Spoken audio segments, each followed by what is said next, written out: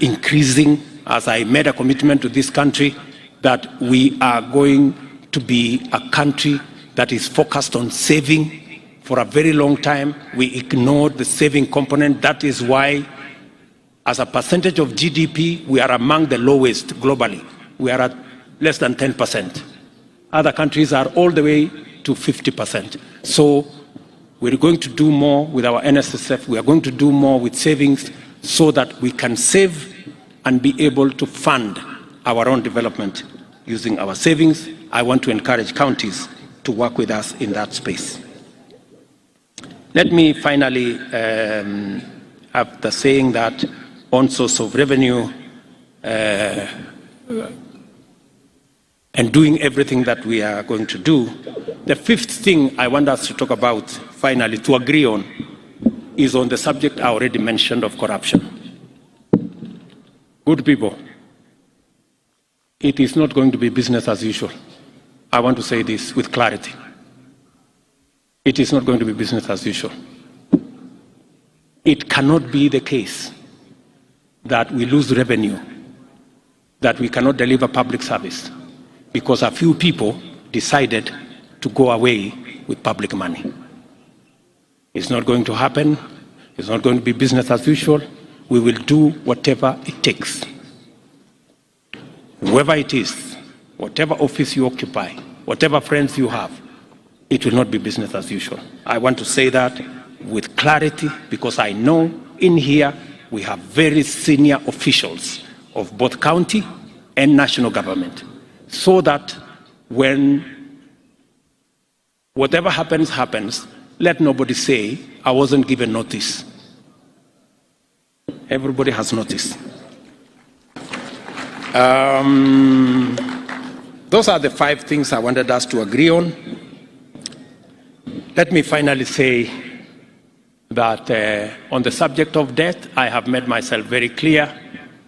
We are going to do more saving. We are going to raise local revenue. We are going to raise own source of revenue in counties. And we are going to stop corruption so that we have the money to run our show. I said also that we are not going to be importing things left, right, or center. That's why in this year's budget, cement, steel, furniture, fish, we are going to build local capacities for those. We are not going to be importing. And as I have said, it cannot be the case that every other time we think, we are thinking of how to import more. Let me finally say, as I said, we are not going to subsidize consumption. We are going to promote and we are going to invest in production. That's what we are going to do. It cannot be that we are importing edible oil, we are importing all the other food items from rice and everything else, as I said earlier. We have to have a paradigm shift. We need to invest in production. And I am very proud of our farmers. Our farmers, if there are any patriotic people in Kenya, it is our farmers. Just with the reduction of fertilizer from 6,000 something to 2,500, they have done an extra 200,000 acres of crop. If you see in Kenya, everywhere, our farmers are doing a phenomenal job in producing food for us as a country. So instead of subsidizing that corner, we are going to be promoting production. I know there is, I saw some story today in one of the dailies who said we've gone back to subsidies on oil products. Let me tell the country that we will not go back to subsidies of any nature that distort things and causes us a lot of unnecessary leakage. If the Nation newspaper would bother to understand the facts, we are making prudent and proper use of the Petroleum Development Levy that is provided for in the law It is meant to develop the petroleum industry, and it is meant to stabilize prices whenever we have unintended hikes.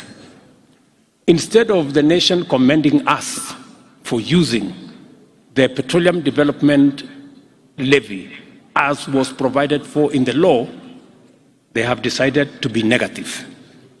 And that is how we suffer as a country. All the positive things that are made by our friends are destroyed by the very negative things that we say about our country. I hope that the Nation newspaper has learned something from what Meg said, and that they will stop this tirade against the people of Kenya and against the government of Kenya, unless they have another country that they belong to. I'm told they are owned by some people who don't live in Kenya.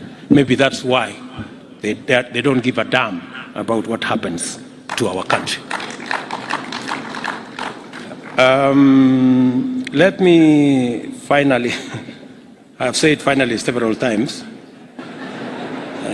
but you have to forgive me. I am also in my hometown, so I am allowed to do a few things. So I think I have said everything I wanted to say. I'm really happy that we are doing this. We are having this meeting of minds. I want to promise my colleagues, governors who are here, that I have every intention working with them to promote everything they are doing. And whenever they need any support from me or from the national government, we will be ready. I know our development partners have done a phenomenal job in working with us to plug the gaps that occasionally exist. And I must commend them. I must commend our development partners. They have been a very useful resource for us as a government, and we will continue to work with you. In a very special way, I must commend my elder sister, Meg Whitman. That lady is phenomenal. Hata nyinyi mnakubali huyu mama ameongea kuliko sisi wote. Ni kweli ama si kweli? Mbona tusimpigie makofi? Simameni tupigie makofi huyu mama. We must.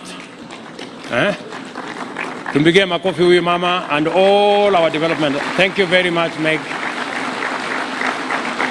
You spoke like the 50 million Kenyans, one person. So thank you very much, and thank you. I'm not saying this to say anything else about the other people. Thank you very much. All our development partners, you have done a phenomenal job. We appreciate, and I speak so from my heart. On behalf of the people of Kenya, we appreciate your partnership, we appreciate your support, we appreciate your goodwill, and you can count on ours. Tafadhali tuketi chini. So asanteni sana ndugu zangu, mimi nawapenda sana.